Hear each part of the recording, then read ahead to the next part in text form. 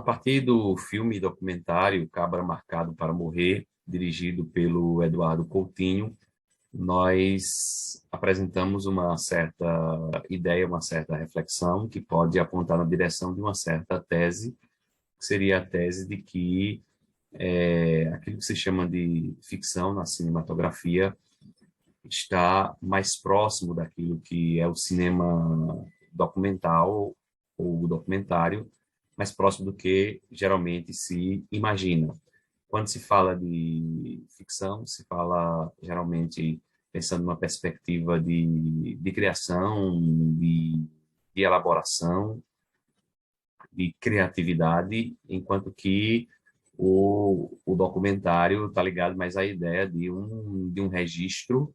né, a partir de uma perspectiva muito mais objetiva, em que a realidade aparece de forma bastante clara, com o mínimo, digamos assim, de interferência, né, do diretor, da produção do próprio documentário. E essa reflexão, essa tese, podemos dizer assim, ela surge a partir exatamente da experiência de ver o filme Cabra Marcado para Morrer.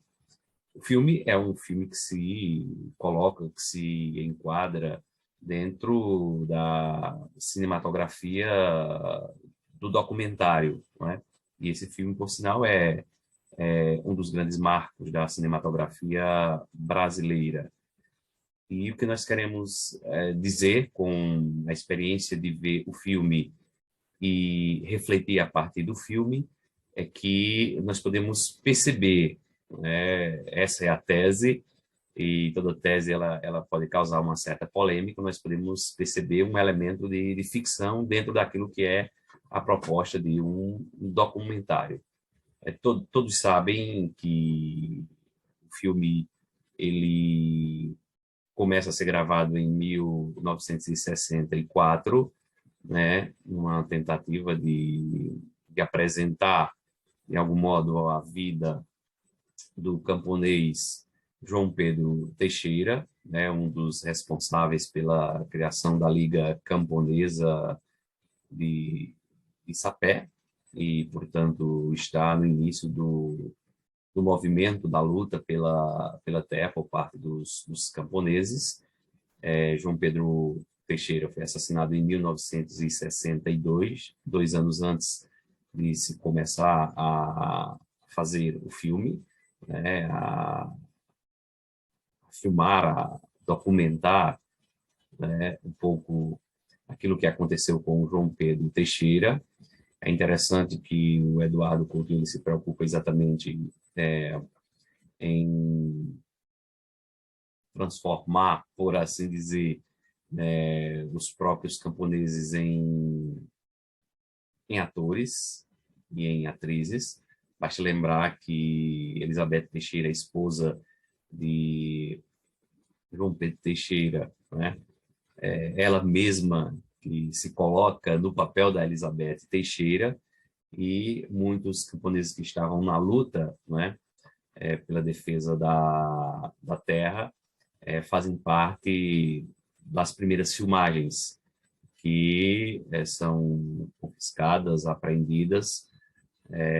pela ditadura militar. O filme começa a rodar em 1964 e com a ditadura militar, o material é apreendido, pouca coisa se salva, um pouco do material que é enviado para o Rio de Janeiro, e esse material vai ser retomado posteriormente, 17 anos depois. O Eduardo Coutinho retoma exatamente em 1981 esse material, né, para dar continuidade ao filme. E aí, essas imagens que haviam sido filmadas em 1964, elas são passadas, né, para os camponeses, os agricultores, que estavam como protagonistas, como atores, como atrizes, nas primeiras filmagens. E é interessante como eles se veem ali, né, na filmagem. E o Eduardo Coutinho ele vai fazer uma espécie de percurso, né, vai buscar encontrar, né, as pessoas que viveram aquela experiência e com certo foco na família do João Pedro Teixeira, ele consegue encontrar Elizabeth Teixeira em 1982, no interior do Rio Grande do Norte.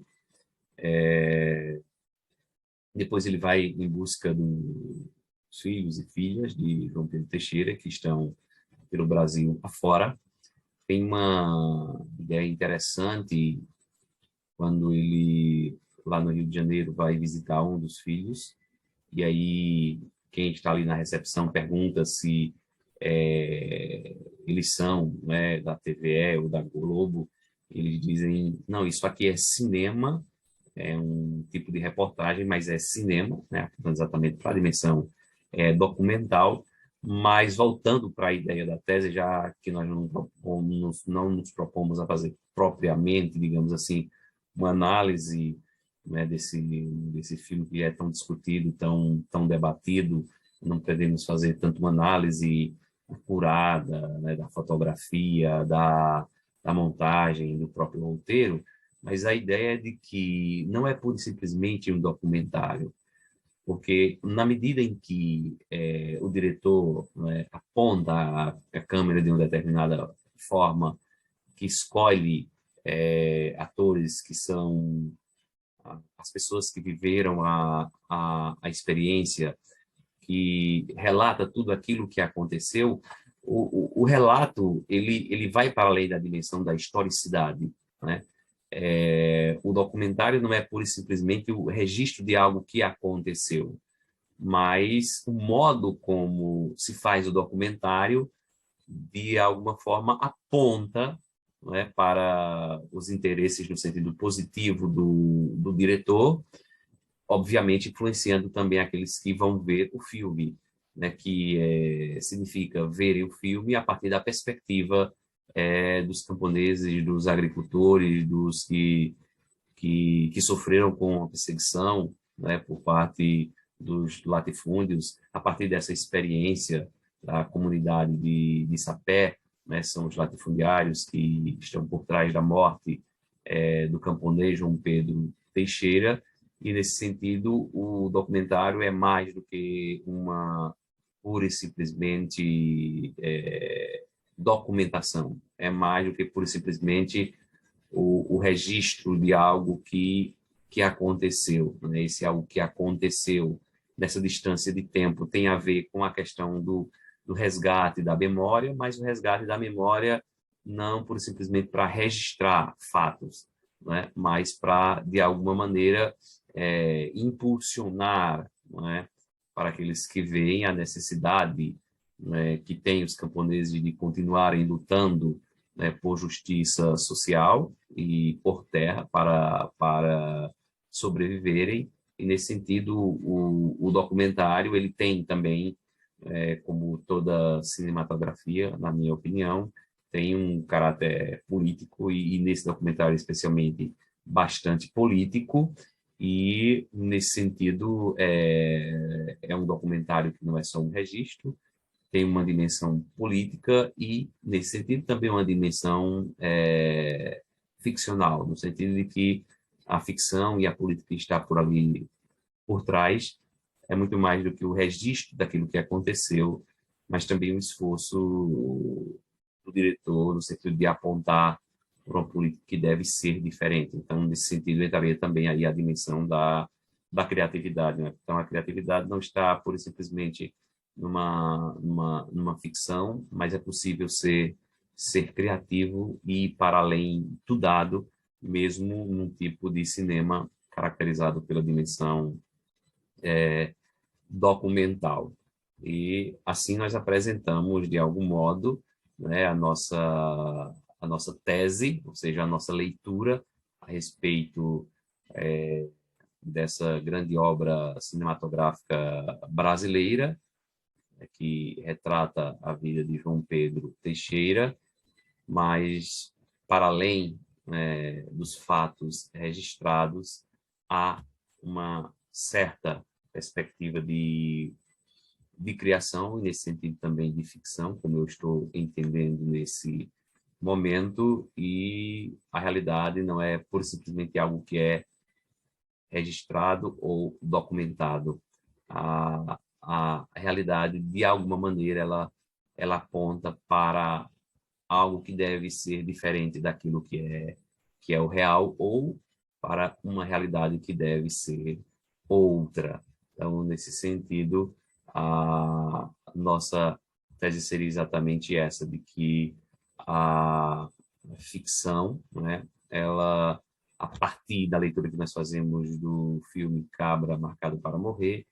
ela talvez esteja menos distante, né, da perspectiva do cinema documental do que aquilo que nós propriamente imaginamos.